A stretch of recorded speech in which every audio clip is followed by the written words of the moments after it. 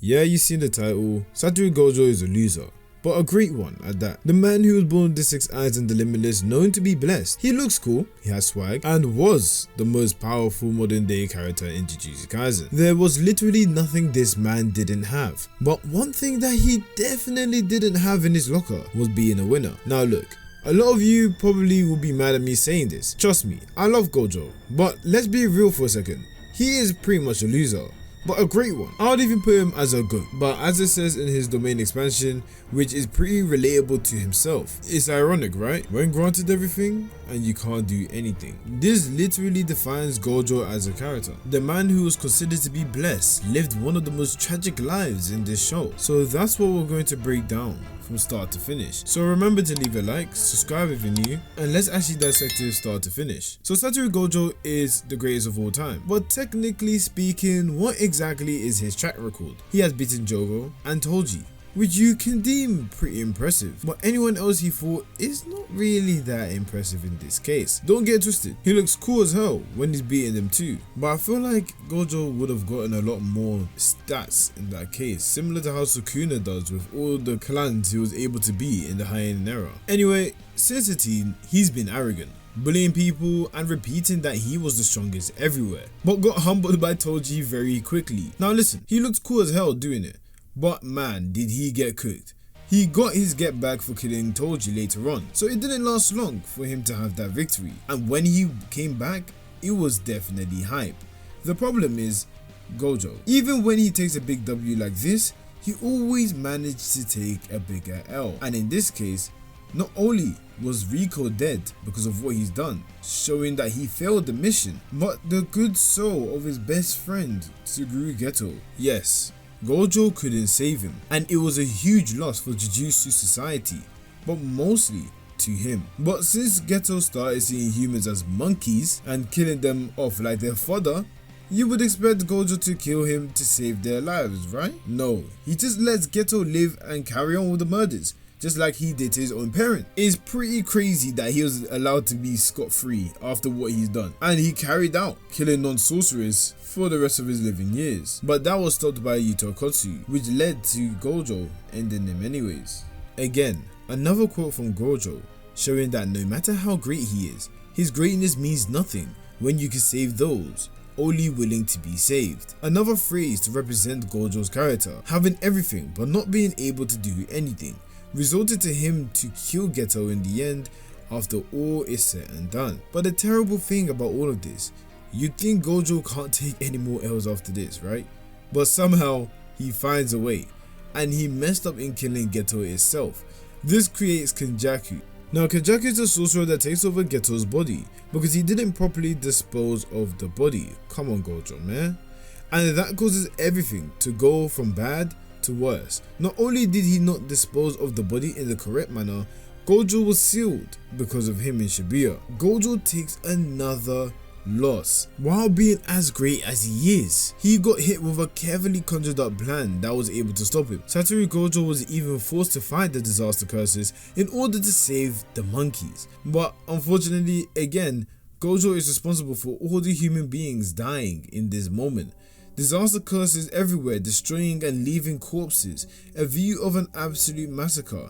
Furthermore, a train comes by and transfigured humans are now ending up killing people themselves, creating many casualties. You can tell Gojo was losing it, and as I said, I mess with Gojo, but this is one too many failures, all because of that Gojo moment, which brings the moment of the 0.2 second domain expansion to kill all transfigured humans, which led to other messy stuff such as Maito learning this technique, people being put in hospitals, and at the end of it all, being caught by the prison realm. Gojo at this moment should be mad, angry, annoyed that he got caught by this prison realm, because at the end of it all, he thought his best friend came back, which is Gojo, and in that process had a lot of memories transpire in his brain for 1 minute, causing him to be caught. Gojo, while inside the box, wasn't even upset, angry or annoyed. He just said they got this, having a lot of belief on the students to be able to come on top. But little did he know, they just quite weren't ready for such a thing, and caused all of them to suffer immeasurably. Yuji Itadori failed to save anyone and saw the death of many people, while also losing to Choso and could have really died if it wasn't for Sukuna. Megumi, who is in a situation where he actually was in a suspended death because of Mahoraga, his own guy. And then yeah, we don't speak about Nobara. In addition, the deaths Nanami and Nobara allegedly also would have played a part too. He wasn't able to save any of them.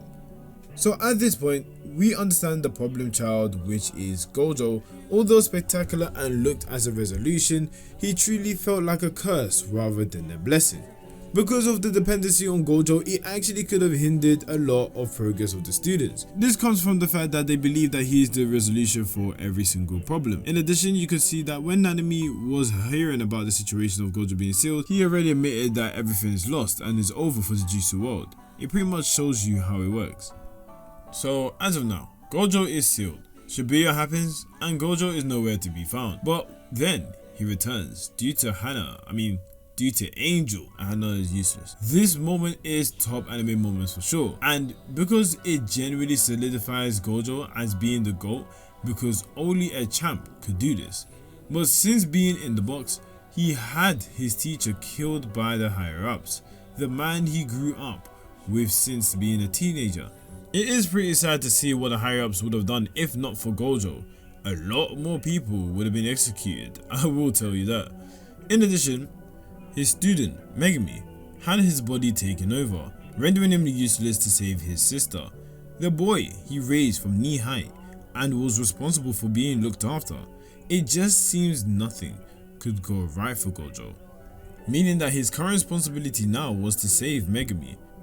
But let's understand one thing first. Satoru Gojo is a character that acknowledges himself to be the strongest always, never feeling inferior against the Sukuna clash. He remembered the words of Yuji on if he can beat Sukuna. In fact, his answer was it would be hard if he regained his body, but vowed that he would win, and repeated this in the encounter with Sukuna a second time in Megumi's body. So that brought us a great battle in Shinjuku.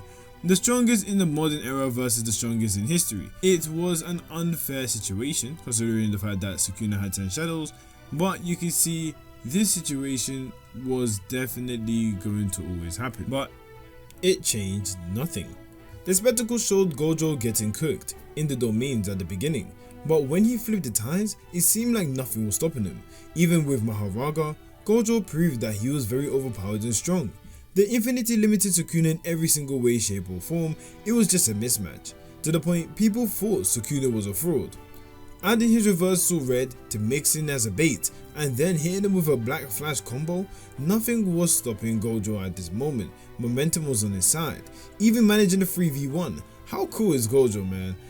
To be able to do all these impressive things while in battle and over the edge, because this was decided the fate of everyone in humanity. Sukuna was completely getting destroyed along with Mahoraga, the king of adaptation, leading to Gojo winning the battle of Shinjuku. Also we fought. His body was cut. Gojo was done. And hey, you can say anything you want about Sukuna, but being a fraud is not one of them. I would say, although the death was pretty sad, there is something that sticks with me, and that is the dialogue Gojo has at the airport. He speaks with his dead friends during the best time of his life, reminding you everyone from the hidden inventory arc is pretty much dead. But that's not it. The takeaway from the conversation that Gojo had is that he's not necessarily a loser in his own eyes. He was satisfied. Gojo was pictured to be a hero that was depended on, but no matter how much negativity had occurred, he genuinely just felt bad about Sukuna not learning love and not the fact that he is not there to protect them anymore. I mean, Haibara even said it. He never cared about keeping sorcery going or protecting people, mostly that he was enjoying the self-satisfaction of it. In general, his win is having someone defeat him and showing the limits of his ability. He, for the first time, confirmed for the future of Jujutsu sorcerers that the possibility of dying without regrets, rendering himself the biggest winner in his own 6 eyes. So that's up to you guys to decide if he's a loser or if he's not. But the way it is, he doesn't think so. Anyway guys, thank you for watching this video. If you haven't already, make sure you leave a like on the video.